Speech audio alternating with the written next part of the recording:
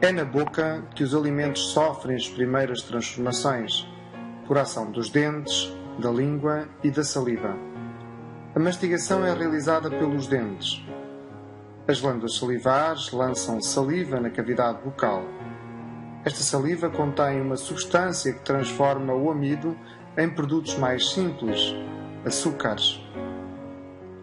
A língua, os dentes e a saliva misturam e transformam o alimento, formando o bolo alimentar. Este é o primeiro produto da digestão, que passa depois para a faringe e da faringe para o esófago. A este processo designamos por deglutição, em que o bolo alimentar desce para o esófago. As paredes do esófago contraem-se em movimentos sucessivos, empurrando o bolo alimentar para o estômago. Estes movimentos de contração e distensão de parede muscular que envolve o esófago designam-se de movimentos peristálticos. Movimentos estes que encontraremos também ao nível do estômago, do intestino delgado e também do intestino grosso. Estes movimentos têm duas funções: facilitar a progressão dos produtos da digestão e também transformar fisicamente esses mesmos produtos. As paredes musculosas do estômago movimentam o bolo alimentar de um lado para o outro. No interior do estômago encontramos glândulas gástricas que produzem o suco gástrico. Um suco bastante ácido e que terá uma ação sobre o bolo alimentar, transformando as suas proteínas em substâncias mais simples. O bolo alimentar, ao ser transformado no estômago, dá origem ao quimo, segundo produto da digestão, que passa, entretanto, para o intestino delgado.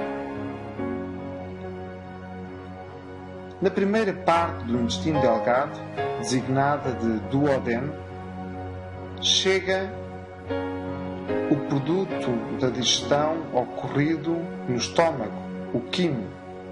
Aqui, o quimo irá misturar-se com bilis, substância produzida pelo fígado. Também irá misturar-se com o suco pancreático, substância produzida pelo pâncreas, e ainda pelo suco intestinal, substância produzida por glândulas que se encontram no interior da própria parede do intestino delgado. O fígado é o maior órgão do corpo humano. Realiza no nosso organismo centenas de funções. Participa no processo de digestão com a produção de bilis que irá facilitar a digestão das gorduras, ao dividir estas gorduras, ou os lípidos, em pequenas gotas que permitirão depois uma ação mais eficaz por parte do suco pancreático e do suco intestinal.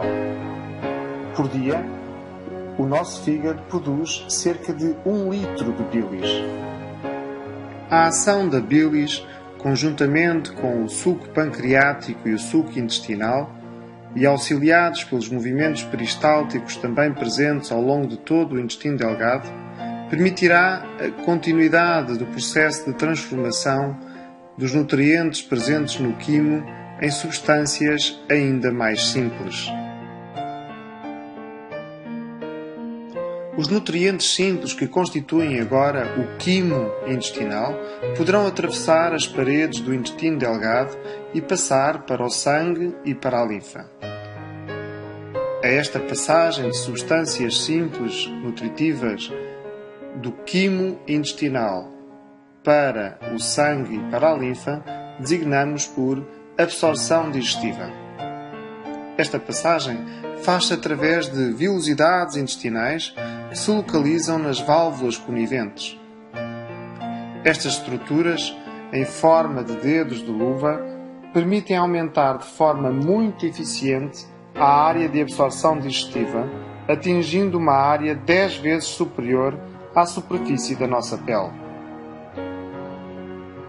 Desta forma, facilita e torna eficaz o processo de absorção digestiva, permitindo a absorção de uma quantidade muito grande de nutrientes, quer para o sangue, como também para a linfa. As vilosidades tratam-se de estruturas em forma de dedo e que revestem a parede interna do intestino delgado. No interior destas vilosidades encontram-se vários capilares sanguíneos, bem como também vasos quilíferos, também conhecidos por vasos linfáticos. O seu exterior é revestido apenas por uma camada de células revestidas por microvilosidades. Estas vilosidades vão permitir a passagem de substâncias nutritivas simples, constituintes do quimo intestinal, para o sangue, tais como aminoácidos, que são substâncias simples constituintes dos prótidos, a glicose, a substância mais simples constituinte dos glícidos, vitaminas solúveis em água, também conhecidas por vitaminas hidrossolúveis, sais minerais e água, se bem que esta última seja principalmente absorvida no intestino grosso. Para a linfa, irão passar também substâncias simples constituintes dos lípidos e também vitaminas lipossolúveis, ou seja, solúveis nos lípidos. No interior destes vasos linfáticos, também conhecidos por vasos quilíferos, que se encontram dentro das vilosidades intestinais, circula um líquido a que chamamos de linfa. Esta linfa apresenta um aspecto leitoso devido à sua composição em gorduras, é também conhecida por quilo. Começamos a aproximar do final do processo da digestão. Todas as substâncias que constituem agora o quimo e que não foram nem absorvidas nem digeridas, como é o caso das fibras, vão passar para o intestino grosso. Aqui, ao longo do intestino grosso, com cerca de 1,5 metro de comprimento, irá ocorrer a absorção da maior parte da água que ainda constitui o quimo, bem como também alguns minerais. Começa-se então a preparar e a armazenar as fezes, antes de serem defecadas, com a ajuda de micróbios úteis que se encontram na parede interna do intestino grosso e que têm também como função a produção de algumas vitaminas. Todo o processo fica concluído cerca de 12 horas após o início da refeição, quando finalmente as fezes são expulsas do organismo através do ânus.